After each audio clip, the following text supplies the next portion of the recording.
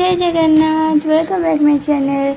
आज मैं बनई मटन। मटन तो केते प्रकार समस्ते बनाते हेले आज मैं गोटे नुआ स्टाइल बनई। चलतु देखा।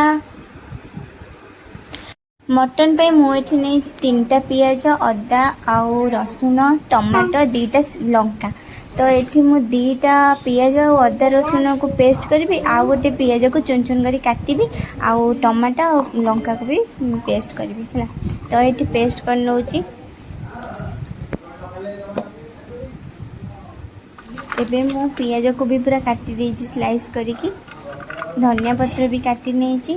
आउ ये गोटा मसला नहीं गोटे हूँ जाईफल आउ सेटा गोटे फुलटे यहाँ चक्र फूल बड़ इलायची आउ जो गुजराती लवंग सब नहीं जापर ये मु तेल गरम कर पियाज भी पकई देछि।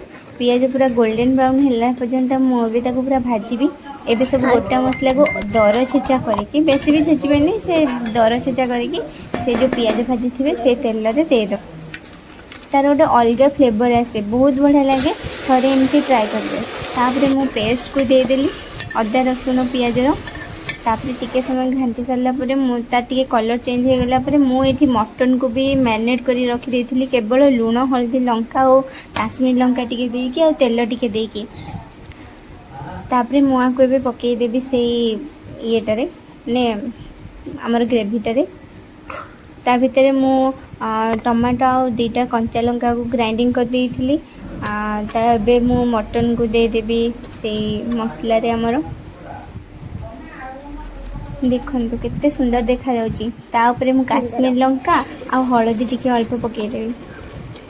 तापर से जो ग्रेवीटा प्रस्तुत करी टमाटो और कंचा लंकार सेटा देदेवी। ये सतरे बहुत टेस्ट लगे ये माने येटा। तापर एबे मु लुण धनिया पत्र जीरा गुंड आ मीट मसला देदेली। गरम मसला भी पकईदेली जहाँ मसला आप पकई पारे सब पकईकी ढांकुणी देकी टिके कषेदेली पानी मरिया पर्यंत पूरा पूरी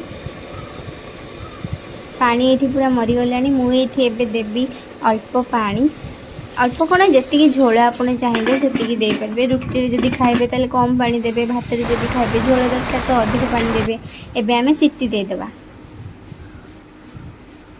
एबे आपण सीटी गला से जायफल आ फुलटा केतेबेले पकेली।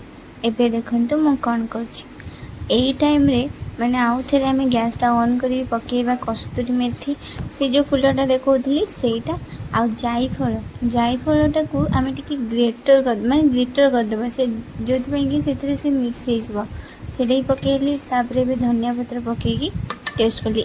एबे भी माने एई टाइम रे भी आपण केवड़ा जल भी पकई पारे हेले केवड़ा जल मो पाखे नथिला तो मु एतिक रे मोर शेष कर देती।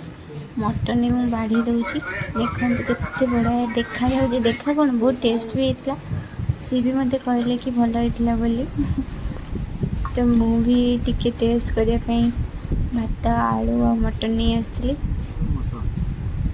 मो वीडियो जब भल लगी लाइक शेयर